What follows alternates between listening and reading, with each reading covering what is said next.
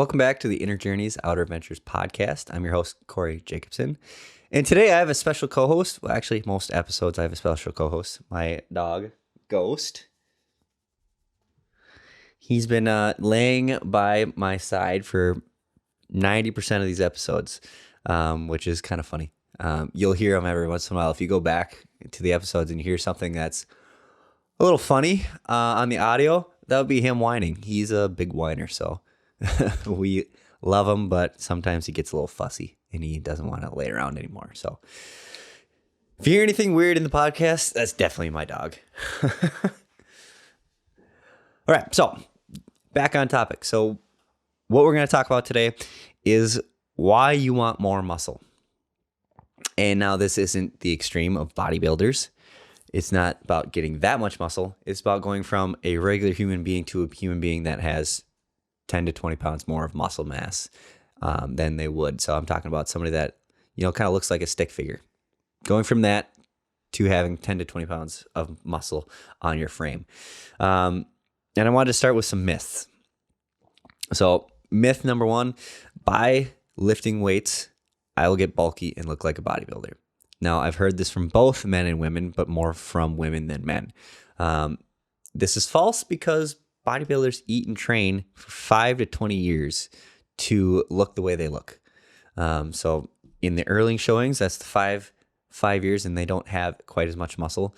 In the later showings, when they're winning like Olympias and stuff like that, that's like 20 years down the line.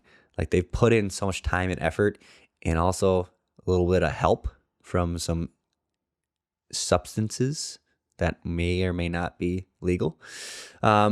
But it doesn't happen by accident. Just because you're lifting 3, 4, 5 days a week does not mean that you're going to look like a bodybuilder by next year. It's kind of hilarious how people think, I'm going to pick this weight up. Bam! I am going to have this gigantic bicep on my arm just because I lifted for 2 weeks. Wow, that would be amazing. I wish that happened for me. I think a lot of people that lift weights wish it was that easy, but it takes years of dedication, discipline, and eating an exorbitant amount of food, like a lot of food. It takes so much food to gain muscle. And now I'm not saying about 5,000 calories just to gain a pound of muscle.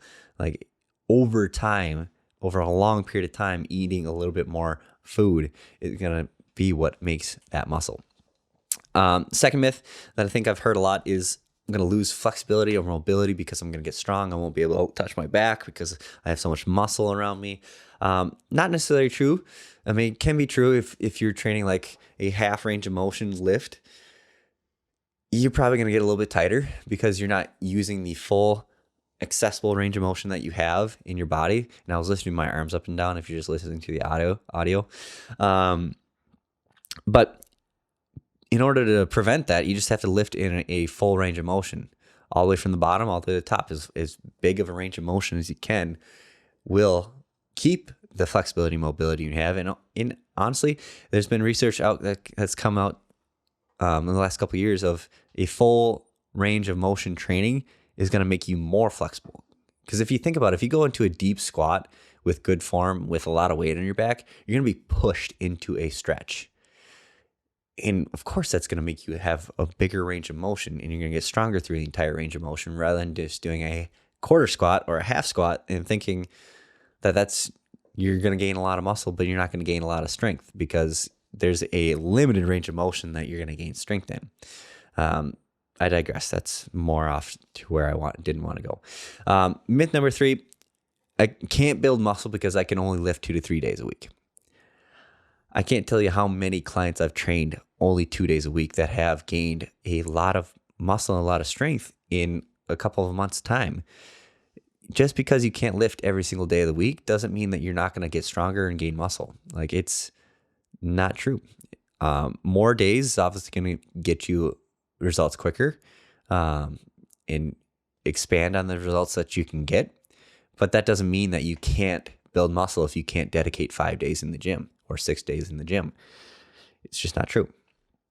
So this is why you want more muscle. You want more muscle because it is a longevity tissue. It helps with metabolic diseases. It helps with feeling good every single day. Like if you ask anybody that's gone from not lifting to lifting, they feel a lot better day to day when they are lifting. It's a stress reliever. More muscle on your body is going to make you more confident and comfortable in your own skin.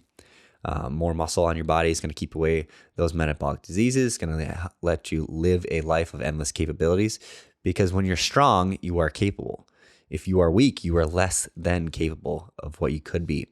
So if you're strong, you can accept any challenge that comes towards you.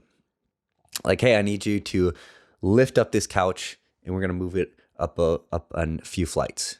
Like, you don't even have to think twice about it when you're strong, when you're your strongest version of yourself. If you are not lifting, you're like, man, I might throw my back out just by trying to bring that up the stairs. If you're strong, you're capable, you can do more things. You can do your hobbies and the activities that you love to do for a very long period of time. I've worked with a couple of people that are in their 60s and they see their friends getting to that retirement age. They're complaining about aches and pains all the time. They're complaining about having to walk around.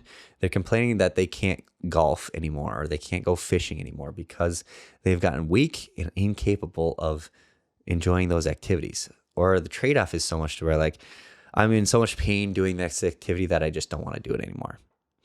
So if you're strong, if you have more muscle in your body, you're going to live a longer, healthier life. You're going to do the things that you want to do for a very long time. And it's going to remove limitations in your life as well. And I think that's one of the bigger things that people don't think about is being strong, being capable, removes limitations of things that you can go out and do. Taking from my own personal experience, I love being strong. I love being able to not have to think twice about going up and lifting something. Just the other day, in my gym, we were doing 1-rep maxes. The class before the one I was going to coach, they're doing a deadlift. And a couple of the strongest people in that class are going up for a deadlift, going up for a 1-rep max, somewhere in the 400 to 455 range. I have not done a heavy deadlift for years upon years. But I was able to just walk up to that bar and lift it. Now, it was hard, and I struggled to get it up there. Probably not the best idea I've ever had to lift a 400-pound bar without having warmed up at all, but I could do it. Like if I had to lift a car off somebody with the adrenaline pumping, I could do it. And it feels amazing to be that capable, to be that strong, to not have to second guess myself on physical things that happen. I feel like I could almost do anything. Now, being young, I also feel like I'm invincible, but that's another thing.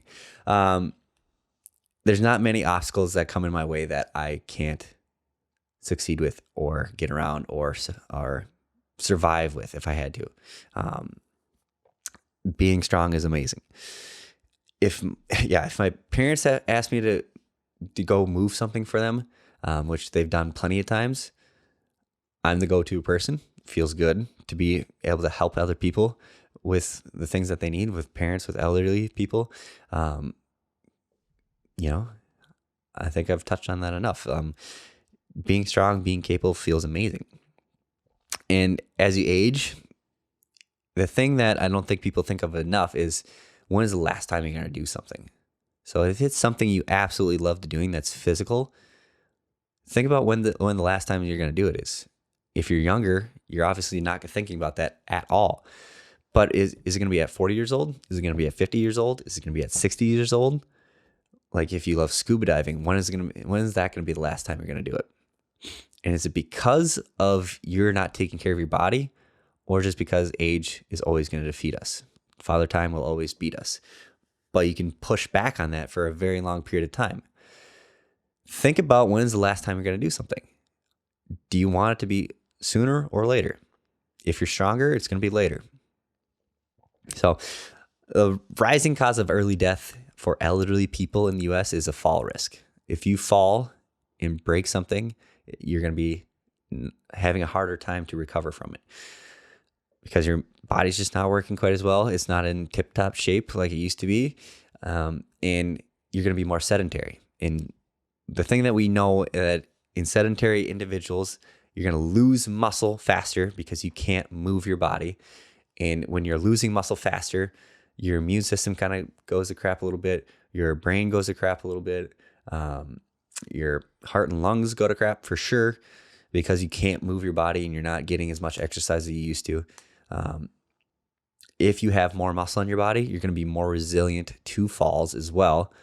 Like if you fall down and you have muscle and you've built up your tissues, so your joints, your ligaments, your muscles, your bones, they're going to be less brittle and more resilient to pounding, to hitting something. So you're also protecting yourself from an early death from falling. And it's not just the fall that kills people, it's the after effects. You're less likely to move because you're bedridden. And if you're bedridden, you're going to feel worse and you're going to be in poorer health than if you could move. So it's just such a big thing to have muscle on your body, because it protects you from so many different things, metabolic diseases, from fall risks, from, there's even research coming out that it helps with dementia and Alzheimer's disease. And cognitively, it helps you stay agile and healthier for a longer period of time. So someone that is pre-diabetic or diabetic already can help themselves function and feel better in daily life by lifting weights. I've actually seen this happen with clients, to where their energy levels are, I do this on a scale of 1 to 10. Their energy levels are at 1 to 3 on a daily basis. When they start lifting, they're on a 7 or above in just how you feel energy-wise every day, because you are using the calories and the sugar and the carbs for a purpose. Those carbs are getting used. You're building muscle. Muscle loves carbs, so it takes less insulin to shuttle and push it away to where blood sugar needs to go. So your body just is able to respond to those natural processes better, shuttling sugar and carbs away into the muscle rather than into the liver, and then that causes problems. Fatty liver disease is a really bad thing that you don't want to have as part of metabolic disease. And it's really crazy how just 30 minutes of lifting 3 to 4 times a week can change the way that you feel. You can reverse pre-diabetes in some cases. You can go from being pre-diabetic to a normal, functioning, healthy individual by lifting weights. It's just incredible what you can do by just incorporating a little bit of weightlifting and putting muscle on your body. The more muscle you have on your body, the more you are going to be resilient to a big flood of carbs. So every once in a while, we always like to indulge. So if you have 3 to 5 cookies in one sitting, if you have more muscle in your body, you're actually going to be able to process that better, because it's going to be pushed into your muscles more. Once it's full in the muscles, it goes to the liver. And if it exceeds the liver, then it's just bad things are going to happen. So making sure that you are trying to build muscle in your life. Research suggests that people lose 3 to 5% of their muscle mass each decade over the age of 30, if they're physically inactive. And then 1 hour of resistant exercise each week can lead to a decrease in all-cause mortality risk.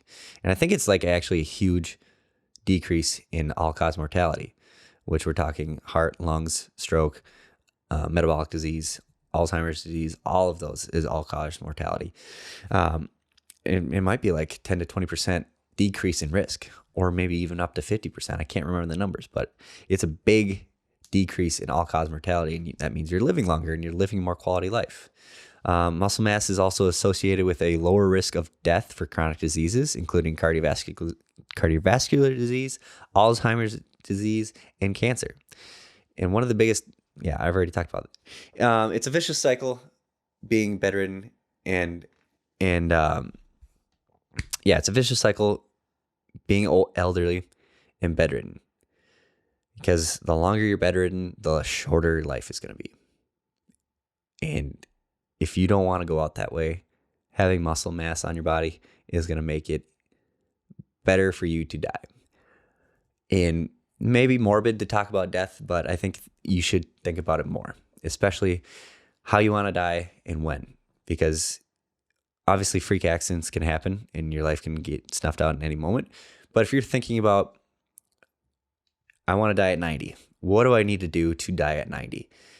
I need to be healthy. So I need to lift weights. I need to do cardiovascular training. I need to protect myself from diseases. And the best way you can protect yourself from diseases is from weightlifting.